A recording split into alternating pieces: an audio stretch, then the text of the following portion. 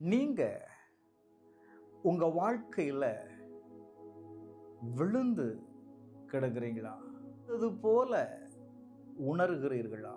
எல்லாம் முடிந்து விட்டது, யாரும் இனி எனக்கு உதவ முடியாது என்று உங்களுக்கு தோன்றுகிறதா? ஒரு நிமிடம் நான் சொல்றத கேளுங்க. நீங்க விழுந்தாலும் தேவன் உங்களை கைவிட மாட்டார். சில நேரங்களில் வாழ்க்கை நம்மை கீழே தள்ளிவிடும். நான் முயற்சி செய்தாலும் கீழே தான் விழுவோம். பாருங்க, நீங்க யார் மேல நம்பிக்கை வைத்தீங்களோ அவங்க கூட உங்களை விட்டு போயிடுவாங்க. அந்த நேரத்துல தான் நம்முடைய மனசு சொல்லும், இனி என்ன முடியாது.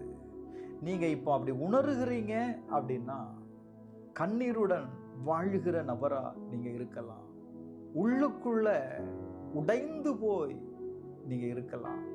சங்கீதம் 143:14 இப்படி சொல்லுகிறது, கர்த்தர் விழுகிற யாவரையும் வாங்கி மடங்கடிக்கப்பட்ட யாவரையும் தூக்கி விடுகிறார்.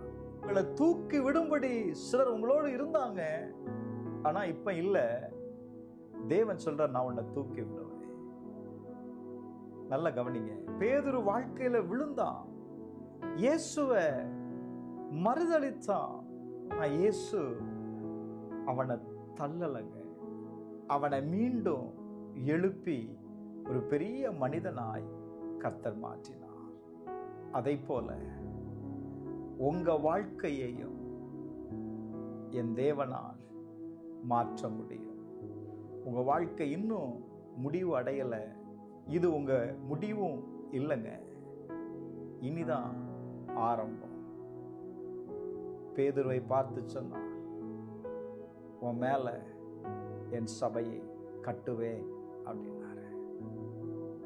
விழுந்து கிடக்கிற உங்க வாழ்க்கையில தேவன் உங்க வாழ்க்கையை மறுபடியும் கட்டி எழுப்புவதற்கு அவர் ஆயத்தமாயிருக்கிறார்.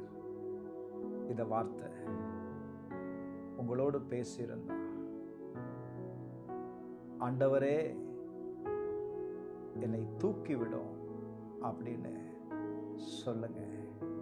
கட்டாயம் உங்க வாழ்க்கையை ஆண்டவர் தூக்கி மறுபடியும் நிலை நிறுத்துவதை